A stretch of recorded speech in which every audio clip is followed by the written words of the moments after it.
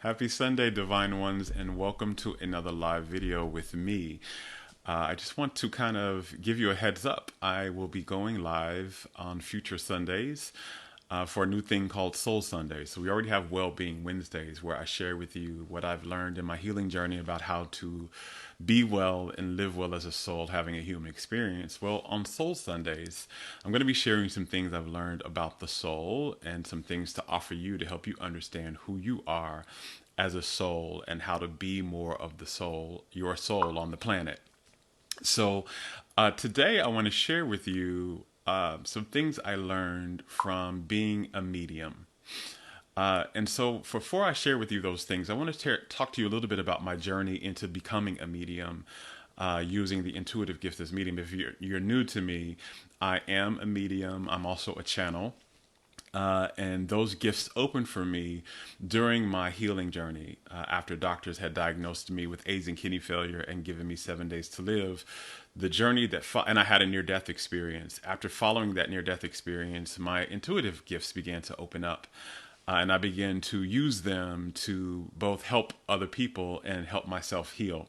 So I want to share with you a little bit about my journey into that. So as all of us are intuitive when we are a child, I was no exception. So I noticed some things intuitively. I could speak with source a bit when I was a kid. I had experiences speaking to source when I was a kid.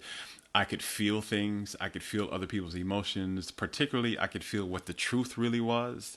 So you couldn't really lie to me as a kid. And because I'm an empath, I was highly sensitive to, and my empathic sensitivity actually comes around energy. So I can feel your vibration. I can feel what you feel. I can feel the energy of spaces.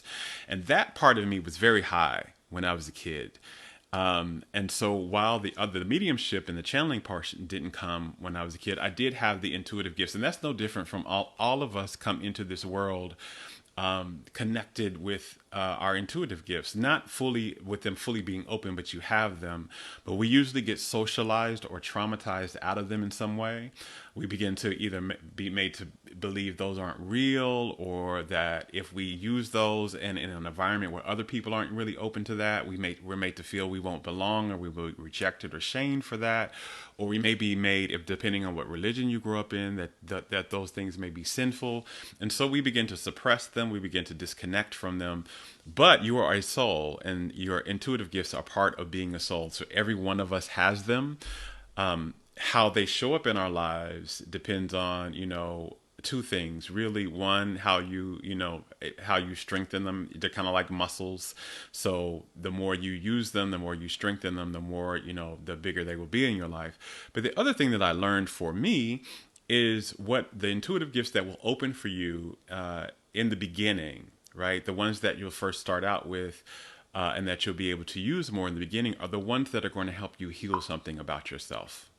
Right. Hey, all of you all that are watching. By the way, if you have any questions during this one, please put your questions in the comments and I'll be responding to those as this video goes along. But what I've discovered in my own journey, in my own personal journey, but as well as working with many clients who have come to me also wanting to open up to the higher dimension of their intuitive gifts, what I've discovered is the ones that open up for you first are going to be the ones that are going to help you heal something about yourself. So whether it's healing your beliefs, healing your body image, healing your self-image, healing your understanding of your connection to others, healing your ability to express yourself, whatever that is, that intuitive gift that opens for you first usually is the gift that is going to help you do that. It's going to help you heal yourself in some way. So this was what happened for me. So after I had that near-death experience, beforehand, like a few years before that, so my near-death experience and all that started in 2004. Around 2000 is when my real kind of spiritual journey into metaphysics and understanding the soul and all that, when that actually started to happen. And a friend of mine had brought to me I think it was 2000 or 2001. A friend of mine had brought to me this tape because he knew that I was interested in the metaphysics. I was interested in psychics and things like that. And he brought to me this tape, and it was of Abraham Hicks. And back then, this is when Abraham Hicks was still on like cassette tape. And I listened to and it was the introduction tape. They used to give out for free an introduction tape around them and the concept of law of attraction and what they taught. And I remember listening to that tape, and there was something in my body that happened that I almost don't have human words for when I listened to the tape. But there was this knowing that happened in my body that this was supposed to be my life. That my life was going to look very similar to that. That I was going to be sharing spiritual truths and kind of connecting in like a channeling sense, and sharing spiritual truths to help people create the lives that they really want and to help them heal themselves. This was something that it was a knowing, even though I had never had an experience like that before. I had never known about channeling and mediumship before that. I didn't know anything about that before, but as soon as I heard them and I was listening to them for about 10 minutes, something shifted in my body and I knew this was what I was supposed to be. So the first thing that started for me was I wanted to be a channel. I was like, this is what I'm supposed to do. I wanted to channel. And so I read all the books on channeling. I went to some workshops about opening to channeling. And no matter how I tried to channel, nothing was happening. No matter what meditations I did, no matter what chakra openings I did, no matter any of that, it just wasn't happening. These things weren't happening. Hey, Zora. My channeling abilities weren't opening up. And so I kind of just pushed that to the side after a few years of doing that and it not happening. So I was like, I guess I'm not supposed to be a channel on this planet. I guess I'll just do something else. And it wasn't until after my near-death experience happened and I was diagnosed with AIDS and kidney failure, and I began that healing journey that my intuitive gifts began to open during that journey. And the first gift that opened for me was mediumship. Now, I never asked for mediumship. I didn't want to be a medium. I wanted to be a channel. Now, a medium is someone who communicates with the other side, particularly someone who uses their gifts to help people communicate with loved ones who have crossed over on the other side. When the first intuitive gifts that began to open for me was I began to do readings for people. I began to sense their energy, and I could read their energy and get information from their energy about what they needed to manifest what they wanted, or what they needed to experience more well-being in their lives, or whatever. What I realized when I started to do intuitive gifts was I began to hear and began to sense their loved ones on the other side speaking to me to give them a message. So that's when my mediumship gift started. And I wanted to start with that because I did not ask to be a medium. I didn't want it. This was not something that I wanted to do. I wanted to be a channel specifically. That is specifically what I wanted. I never studied to be a medium. I never tried to be a medium. I never asked or prayed to open my mediumship gift. It just literally opened one day for me while I was working with someone.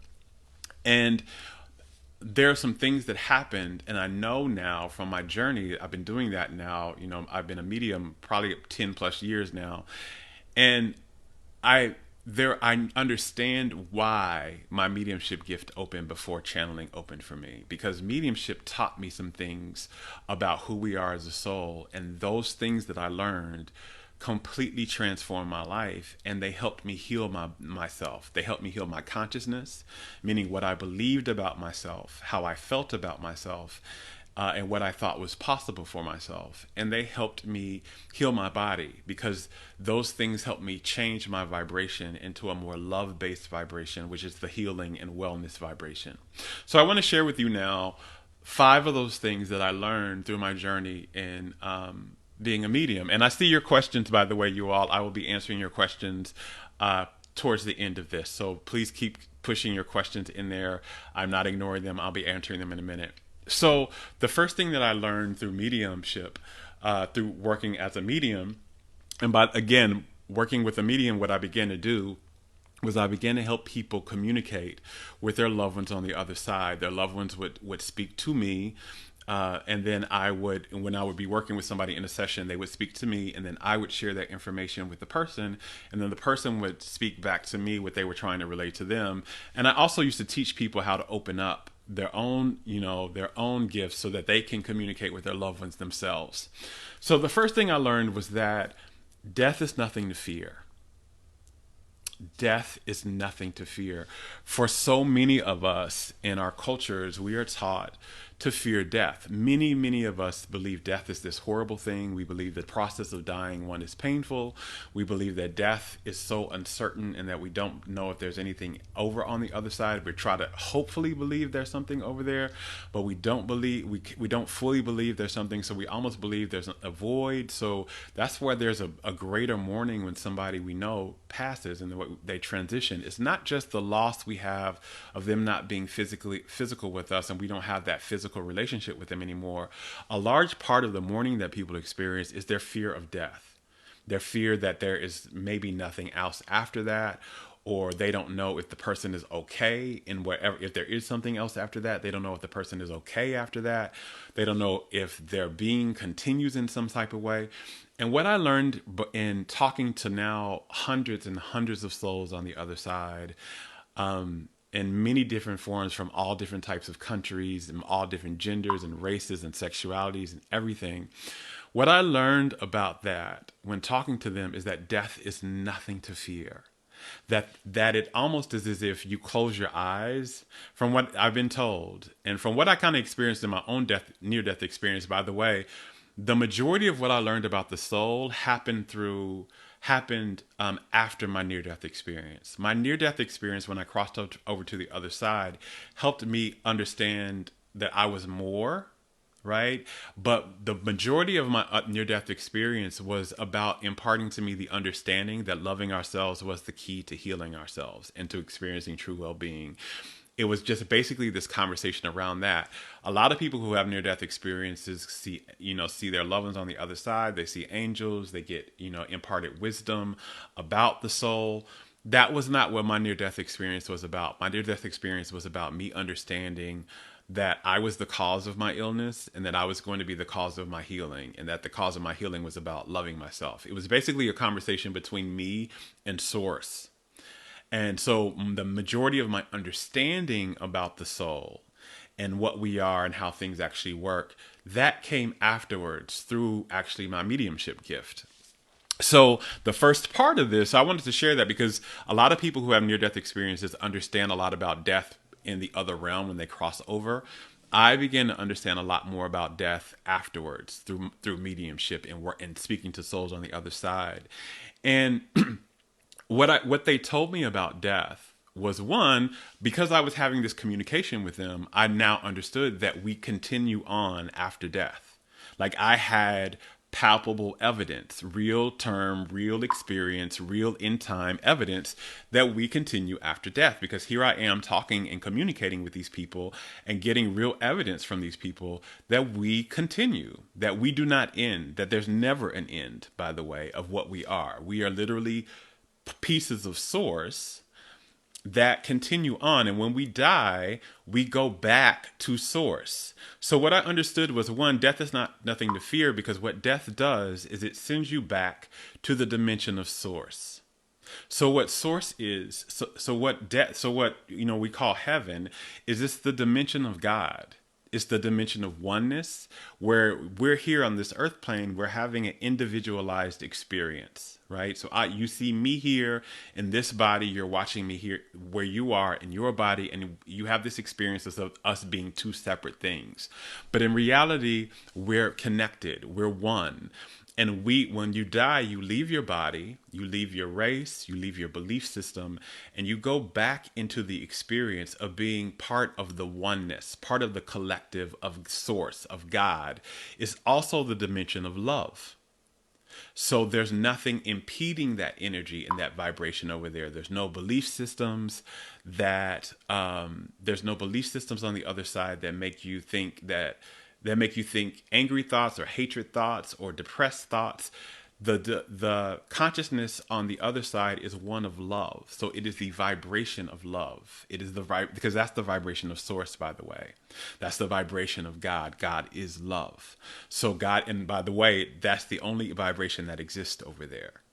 So, and everybody goes over there.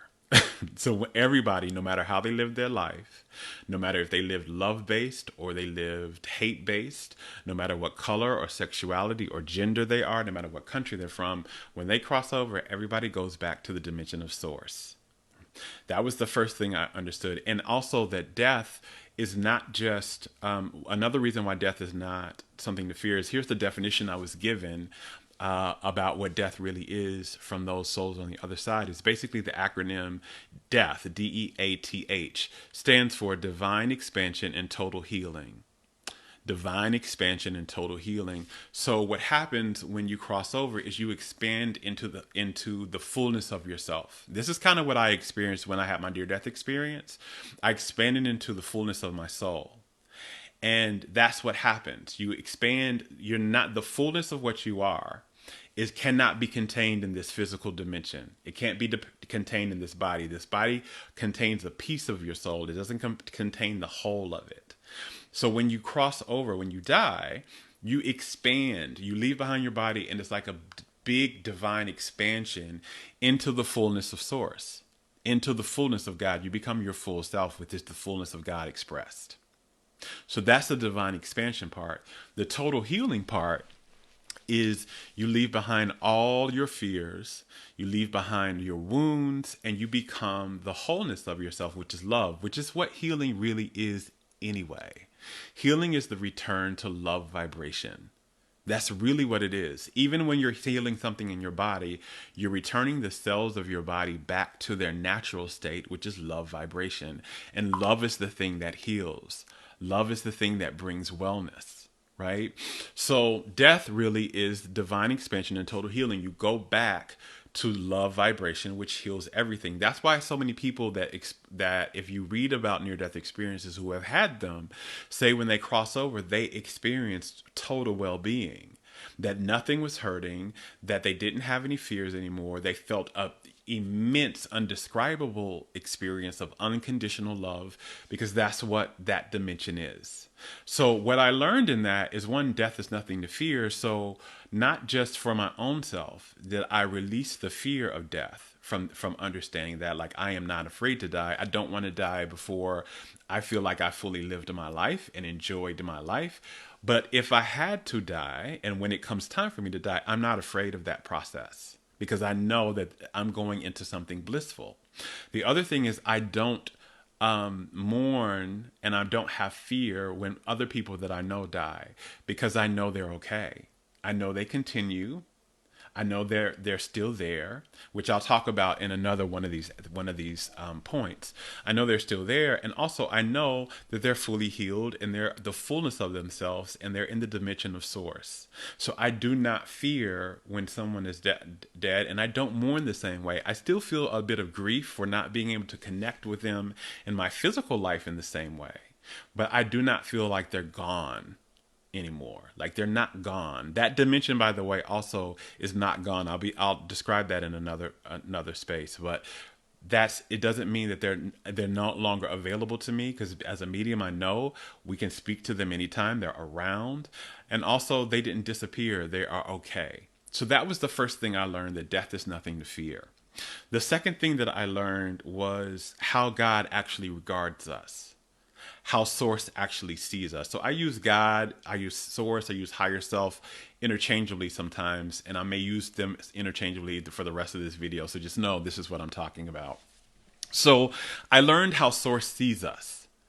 And this really helped change my consciousness, because, as you know, as I've shared many times in videos, I've shared many times in blog posts and my Facebook page, that I had trauma in my childhood that made me think that something was wrong with me, made me think that something was wrong with my body, that I believed that I was unattractive and my body was too fat.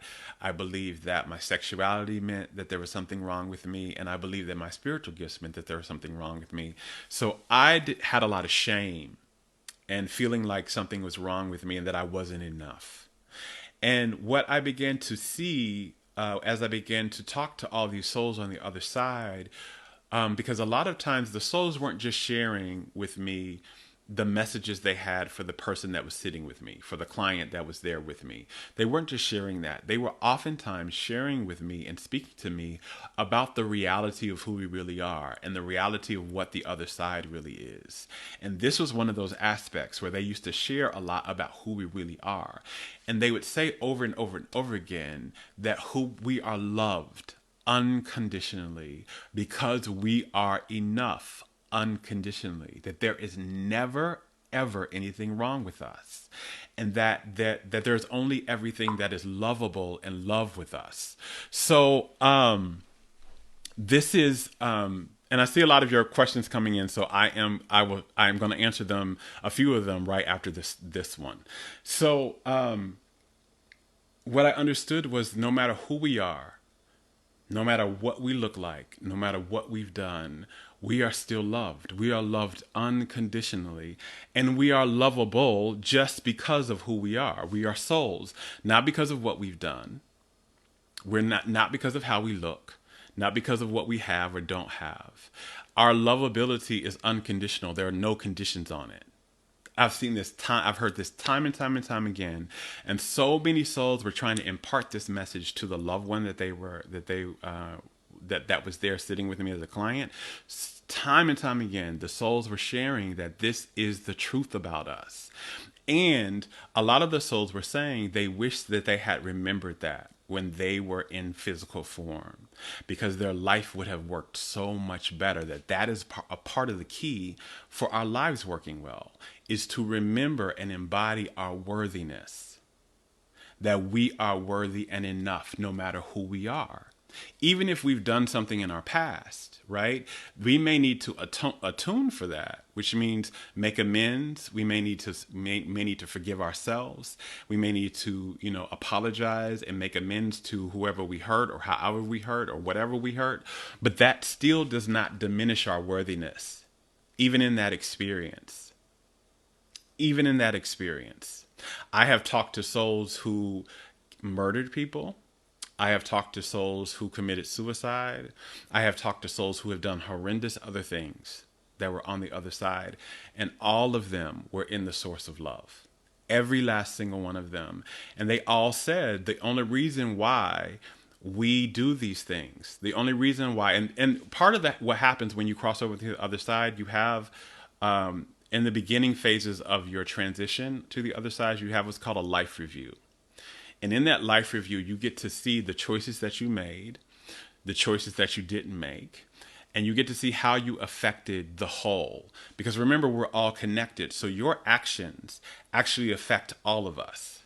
They affect the trajectory of everybody's life, because we're all connected. Not just the people you're directly connected to, but all of us. So when you have a life review, you get to see the life decisions you made, how that affected the trajectory of your life, as well as how it affected the trajectory of other people's lives. Now, there's a whole lot of other things that I can share around this that I don't want to spend a lot of time on this video. Like, you get to see your other lifetimes and how they're all happening at the same time, right? How time is not linear. You get to see all of that, but I'll share some of that in another video.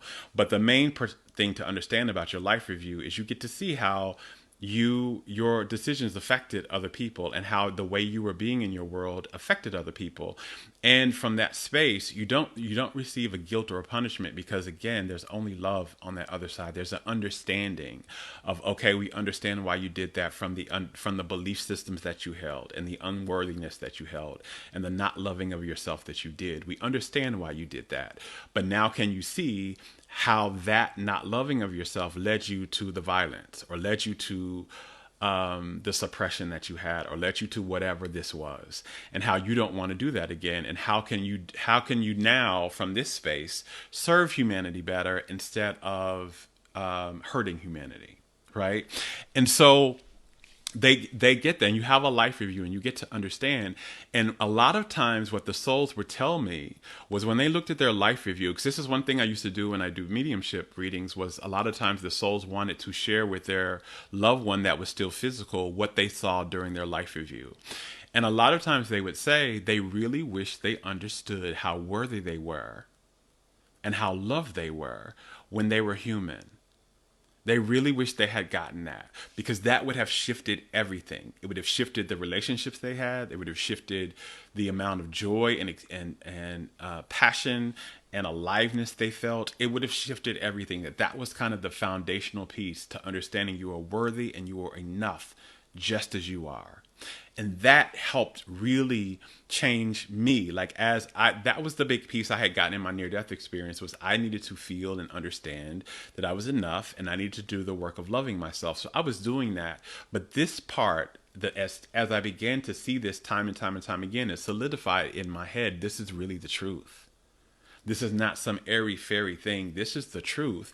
And this is the peace that every soul wishes when they cross over to the other side, that did not live a good life, that did not have a delicious life. That is the peace that that soul wishes they had the most, was they wish they understood their worthiness while they were here. So that is number 2. I'm going to take some time and answer some of your questions here that you have. So I see...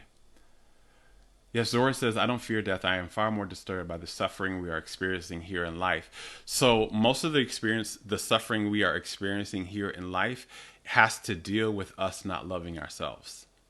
Truly, truly, truly, truly. All the violence and the rage and the depression and the sadness, the root cause of that is we were not taught how to love ourselves. And again, I've written about this again. Loving yourself is not just about feeling affection and adoring yourself. Loving yourself is treating yourself in a way that allows you to feel love energy. And love energy is much more than affection. It's freedom, it's worthiness, it's ease, it's joy, and it's safety. Those are aspects of love energy. Love is a multifaceted energy because it's source. So when you feel all of those things, when you feel freedom, when you feel worthiness, when you feel ease, when you feel joy, when you feel safety, you are literally feeling God. That is love incarnate. And so when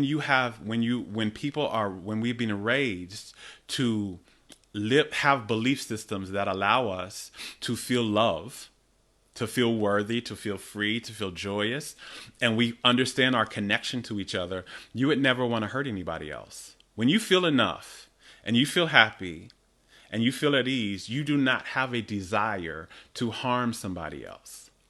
The people who have a desire to harm somebody else are the people who are disconnected from the love that they are, always.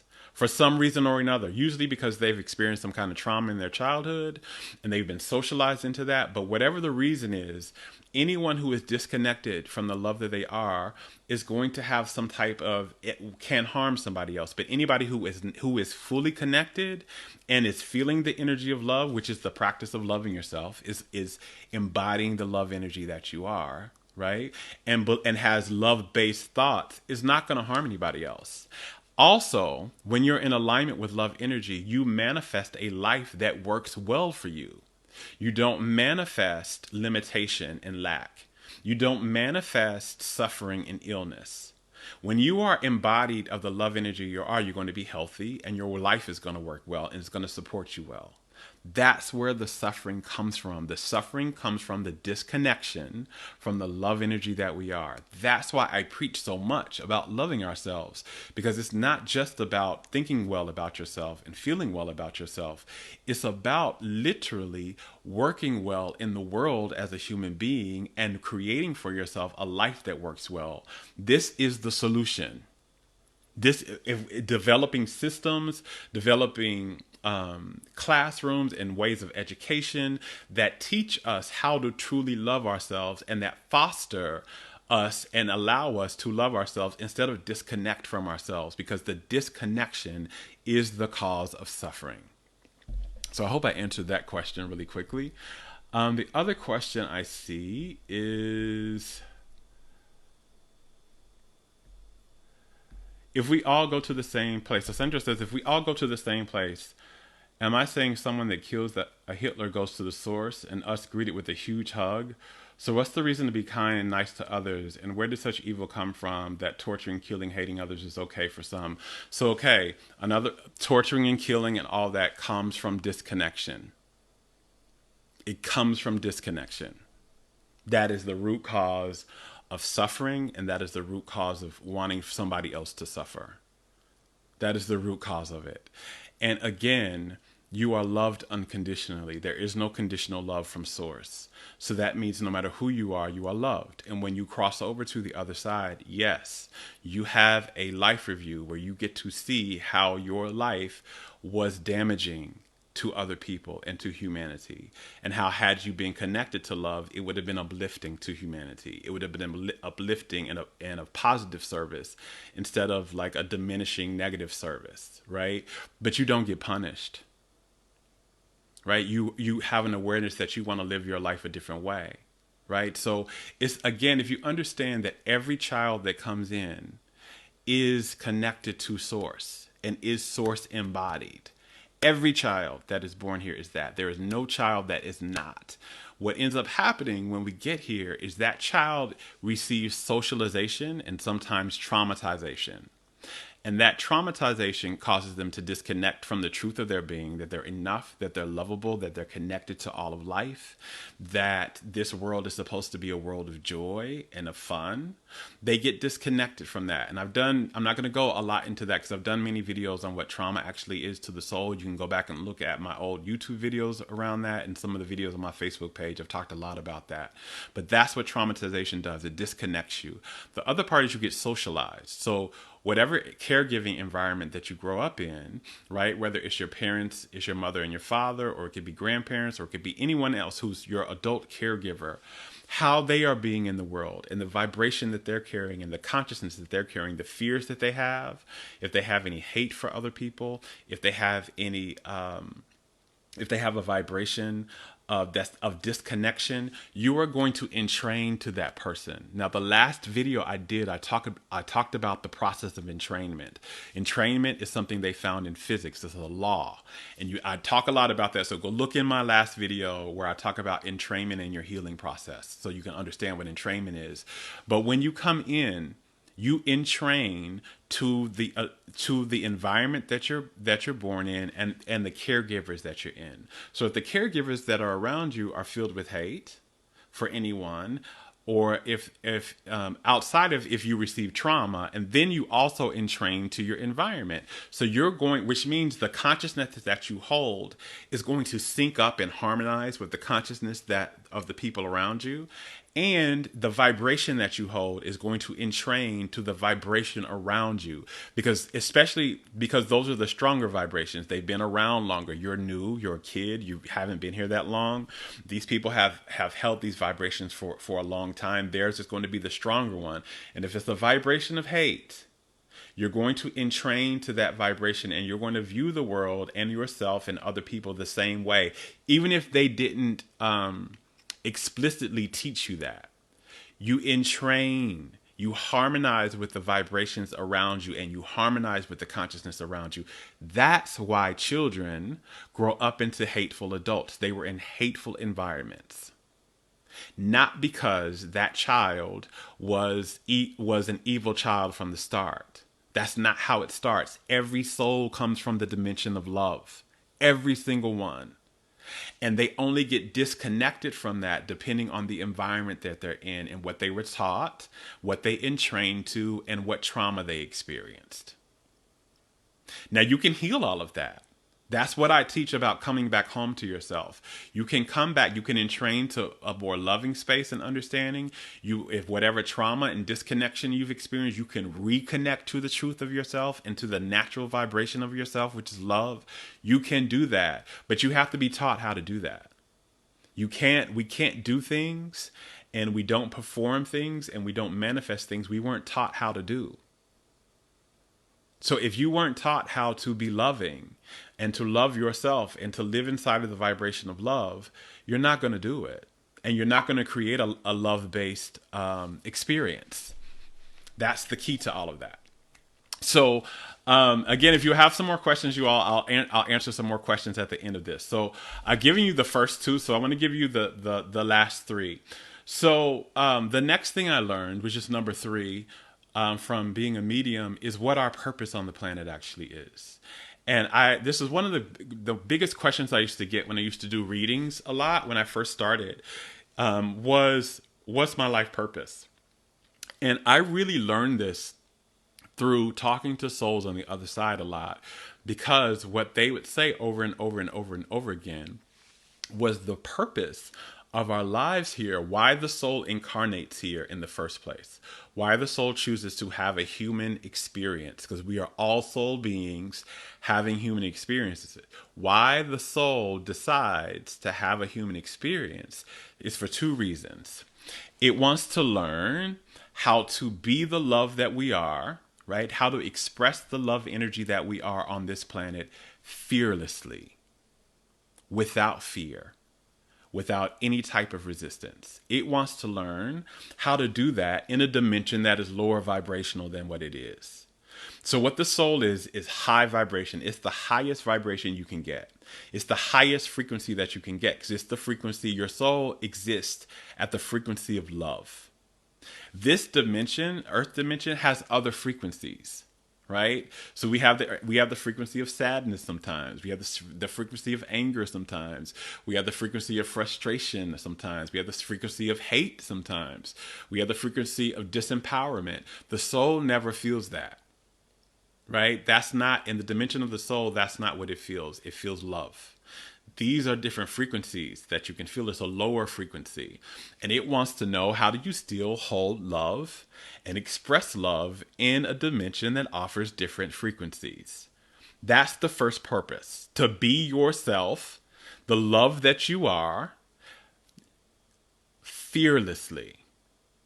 Fearlessly, without suppressing it or editing it in any way or changing it or how to be yourself fully. That's one of the main things. The other thing, the other purpose, so there's two main purposes. One is to be yourself, to be the soul love that you are on the planet fearlessly. The other one is to live a delicious life. The soul does not make any decision for itself and manifest itself anywhere without the intention of having a good time in that experience. Joy is literally why you're here. It's literally why you come to this dimension. You come to express the fullness of what you are, and you come to have a damn good time doing so. You come to have a delicious life. So if you're not living a life that you enjoy, that feeds you, that breathes life through you, this is why I call soulicious life. It's a life that tastes delicious to you and feeds your soul. That's why you're here. If you're not living that, you are disconnected from your purpose. You are disconnected from your purpose. And when you get disconnected from your purpose for too long, that bleeds life force energy out of you. And that's why a lot of illnesses manifest in our bodies, because we are disconnected. This was something that I learned for myself. That's why I had manifested a lot of the illnesses, because I was so disconnected from joy, and I was not being myself. I was suppressing many aspects of myself. I told you I had shame around my sexuality, around my body image, around my intuitive gifts, and I was hiding those things. I was suppressing those things. I was trying to hide them so that I wouldn't get rejected or shamed. When what I didn't know was that the suppression of those things was draining my soul's energy from my life, and my body couldn't be healthy without my soul's energy. And so the more I began to express who I truly am, and the more I began to create and prioritize a life that was based on things that made me feel good, that tasted good to me, that fed my soul, that were based on my passions and my joys, the healthier my body became, the more my body began to heal, and the happier I began to feel, and the more I began to feel in tune with myself. Like, wow, this is who I really am. This is what I'm really here on the planet to do. So that's number 3. Your purpose really is to be yourself and to live a life that is soulicious to you, that feeds your soul and tastes delicious. That's really your purpose. It's not about, is my purpose to be a doctor? It's not about, is my purpose to write this book? Those things may serve your purpose, right? And that's how you figure out if that thing is the right thing to do. Because that thing is the right thing for you to do if it makes you feel more like yourself, and if it feels fun, it feels like passion, it feels like it feeds your soul. Then yes, that's the thing. But that thing by itself is not your purpose. Your purpose is to do and live a life that feeds your soul and that allows you to be fully yourself. Now, if being a doctor is that thing for you, then being a doctor is that. If being a spiritual teacher is that thing for you, being a spiritual teacher is your purpose. Like for me, teaching and sharing what I've learned in my journey feeds my soul. So this is my purpose. Doing these videos for you right now is part of my purpose.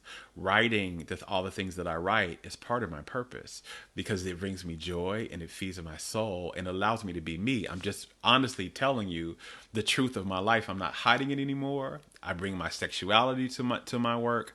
I bring my spirituality to my work, right? I love my body. I show it off sometimes in my work. That's all me being the fullness and the truth of who I really am, and also doing the things that feed my soul. I am in my purpose, right? And so your purpose is what feeds you, what gives you a sense of joy and tastes delicious to you and allows you to be fully yourself. So that's number 3. And that was another thing that I've heard a lot of souls say was how much they wished they had really had the courage to be themselves and to really live a life that they wanted to live that made them happy. I can't tell you how many times I've heard that from souls when they get their life review and they're sharing what they learned in their life review, how they see how much time they wasted not really being themselves and how much time they wasted not really living a life like they wanted to live that really made them happy. That's what we're here to do. That's why I teach so much and I work with my clients on building a life that is delicious to you because that's why you're here. That's your whole purpose here.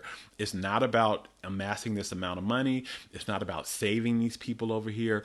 It's about doing what feeds your soul. Now, if amassing this amount of money and saving these people over here feeds your soul, that's serving your purpose. And that's how you always know that you are serving your purpose. That's how you know if you're in alignment with your purpose. You feel the most like yourself and you feel the most joyous and the most alive. That's how you know. So that's number 3. Number 4 is something that if you've been following me, you hear me talk about all the time, is that loving ourselves is the only way. It's the only way. It's the only way to well-being. Now, I've heard this many times when I would talk to souls. They would say that, and when they were trying to impart some guidance to the person, because a lot of times when people speak to their loved one on the other side, what they want to know is if that loved one has a message for me, if they can help me with something, if they have, something to help my life, or if they have a message for me. And time again, that message had to do something with loving themselves more. Like really, if you love yourself more, this will work out for you, or you're trying to get through this health situation, you need to love yourself more, or you want to know how to be a better mother to your children, love yourself more. It was just constant. Loving yourself more was not always in every message, but it was a constant message that was coming. And what I learned from that, and what I learned from talking to the souls is, again, loving ourselves is the practice of embodying the truth and the natural vibration of who we really are, which is love energy. So in our consciousness, do we think thoughts, especially thoughts about ourselves, and do we hold beliefs, especially beliefs about ourselves, that allow us to feel love, that allow us to feel worthy, that put us at ease, that allow us to feel free in our lives, and that allow us to experience joy, right? Are we holding the truth that we are worthy? Remember, that was the first thing I talked about actually the second thing I talked about was that we are worthy beings unconditionally. And so how are you thinking thoughts that allow you to really fully be in alignment with that truth of yourself? And are you living a lifestyle and thinking thoughts that allows you to feel the frequency of love, right? Or are you stressed out? Or are you thinking shame-based and fear-based thoughts that are the absence of love? Are you living a life that stresses you out and makes you shrink and play small? Are you living a life that makes you feel like you're not fully being yourself and you can't fully stretch yourself out? Does your life, instead of feeling like it feeds you and it charges you, does it feel like it depletes you and it drains you? Right? Loving yourself is, again, not just, it's about embodying the truth of your being and living a life that charges and supports the frequency of your being, which is a high vibrational frequency of love. And it was the answer to everything. It is the answer to having good health. It's the answer to manifesting your dreams. It's the answer to fulfilling your purpose. Loving yourself helps you do all of that. And that's what, when I began to understand that, that's what helped me change my life. Not just because that was the message I got in my near death experience, that the key to, which was the message really, was the key to true healing and well being is to love myself.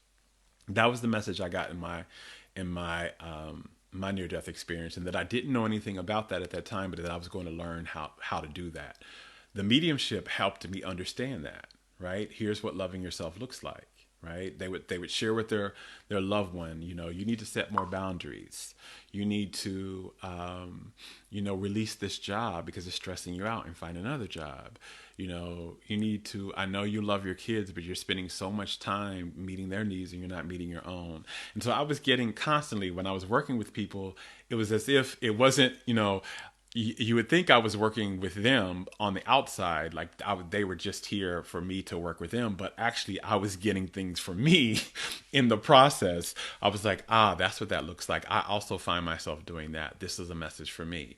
Oh, I used to believe I wasn't enough, or I used to believe that I wasn't attractive.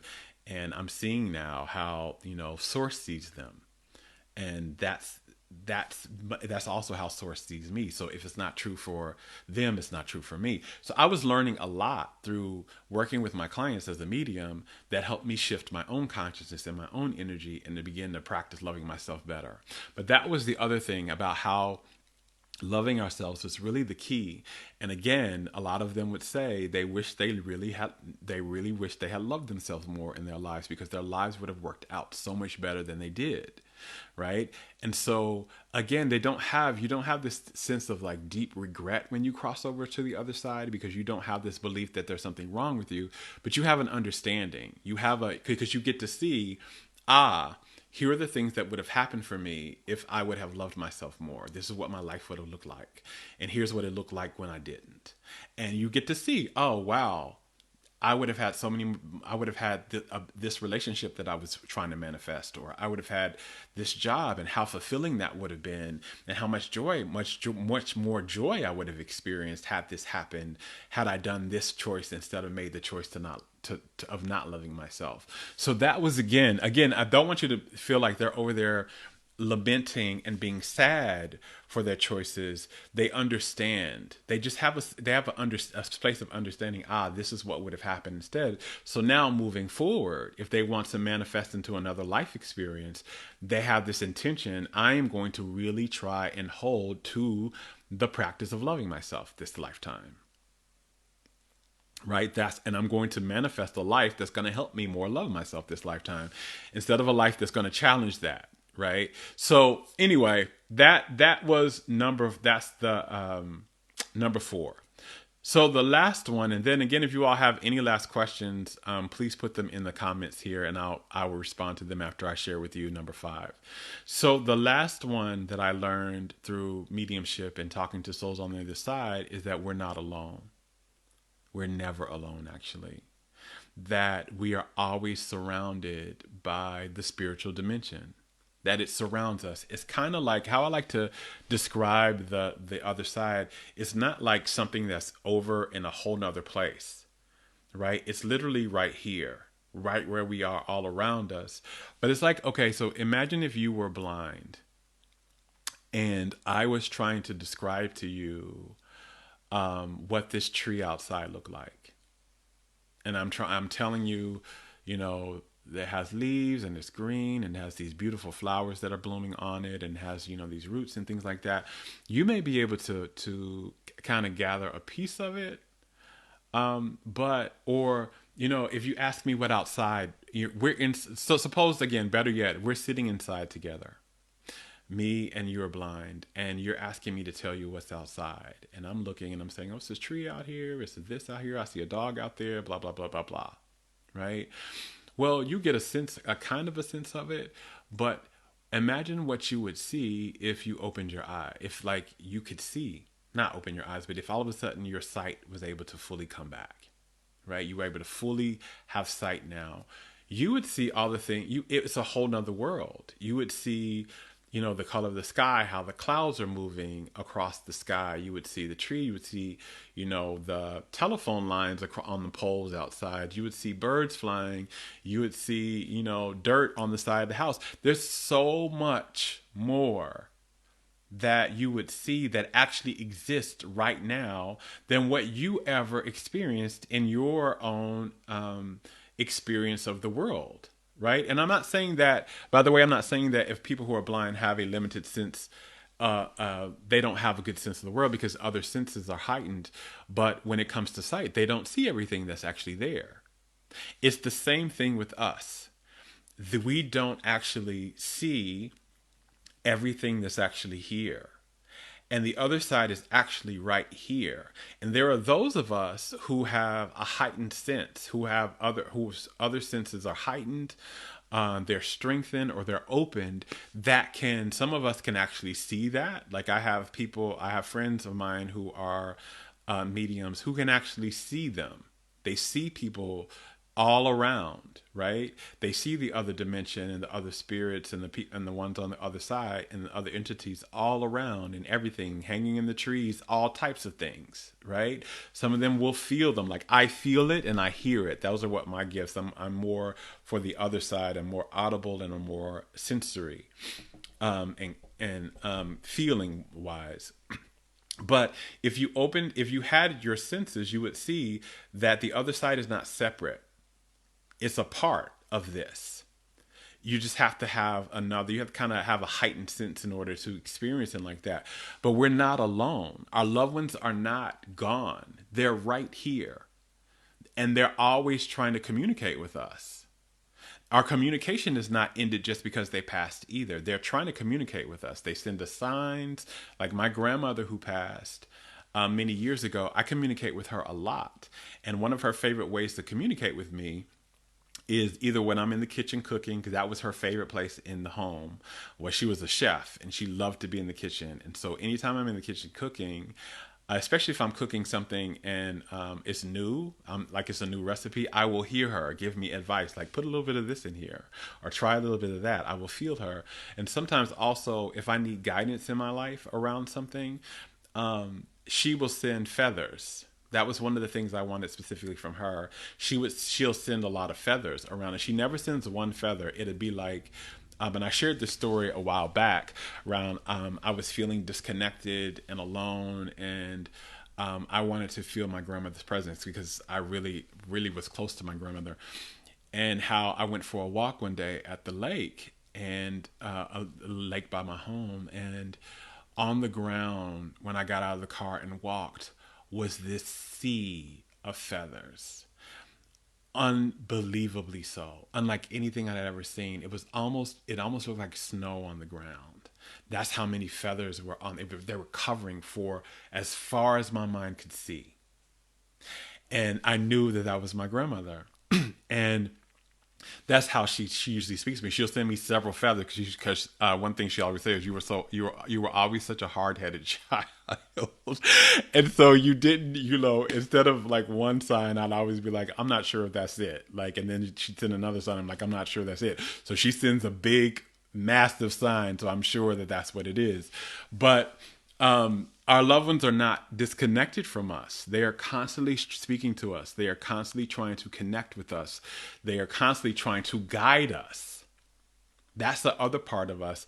When they cross over to the other side, a lot of times they become guides that help us gain a greater awareness around things, a greater understanding, especially about who we really are, and help guide us to the manifestation of a more delicious life experience for ourselves. But we have to be open to that. A lot of us have been closed down, so we don't see it. It's like our eyes are closed and we're blinded to it when it's actually still there. It's right there in front of us, but we just don't see it. You have to open your eyes a bit. And one of the ways you open your eyes is you just ask. You ask for guidance. One of my favorite things to do every morning is I will ask for guidance for something I'm trying to do or something I'm trying to experience or something. And I give thanks for that guidance once I ask for it. And then I open my eyes and I look everywhere throughout the day and try to see where that guidance is. That's one of my favorite games that I used to, I give to my clients is, when you wake up in the morning, Ask whoever you want to speak to on the other side, whether it's your spirit guide or it's a loved one that has crossed over to the other side. Ask them, hey, can you show me a sign today that you're with me? That you're here and that you're around and that you love me. Can you show me a sign? And make that sign like something that I will recognize, right?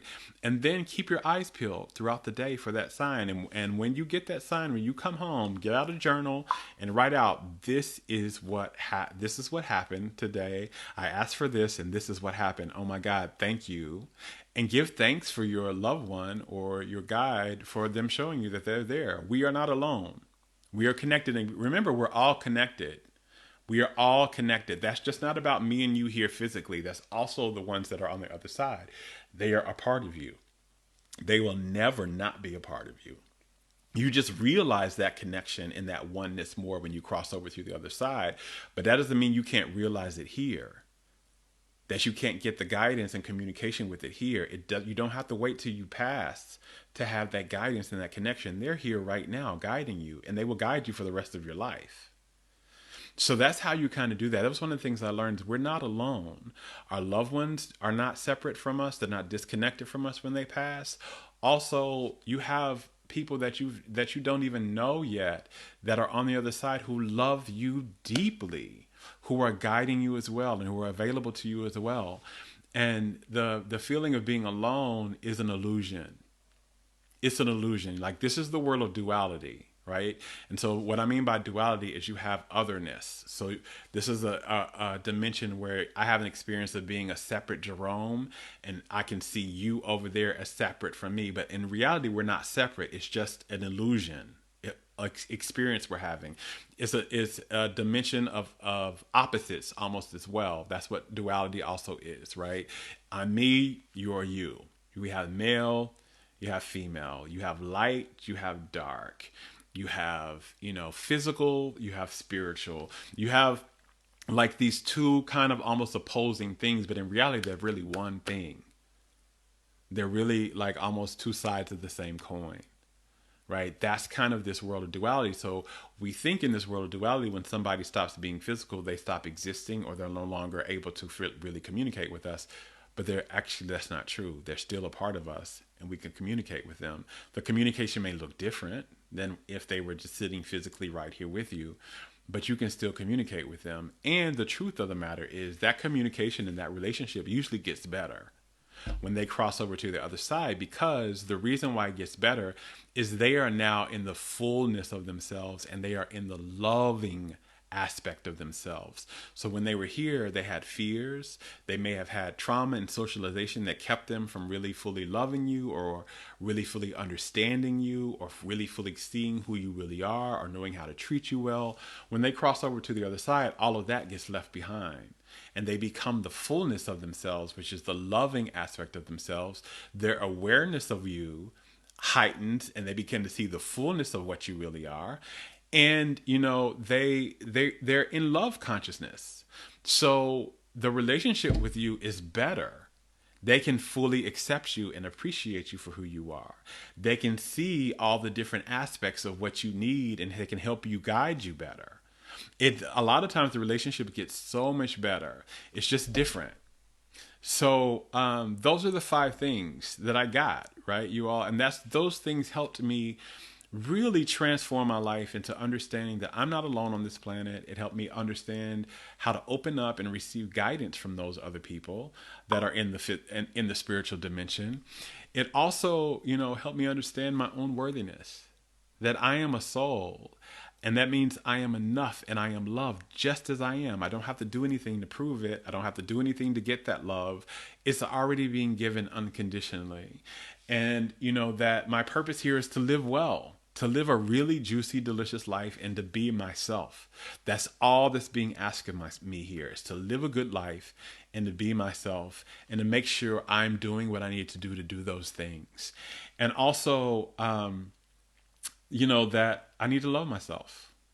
That needs to be the prime objective, is to love myself and to let life be good to me from that space.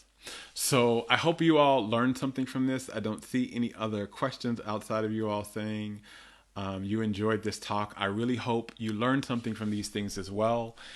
And remember, you all, we're not alone. We are soul beings having human experiences, and we are connected to the entirety of God, to the entirety of this universe, to the entirety of love at all times. And it loves us deeply.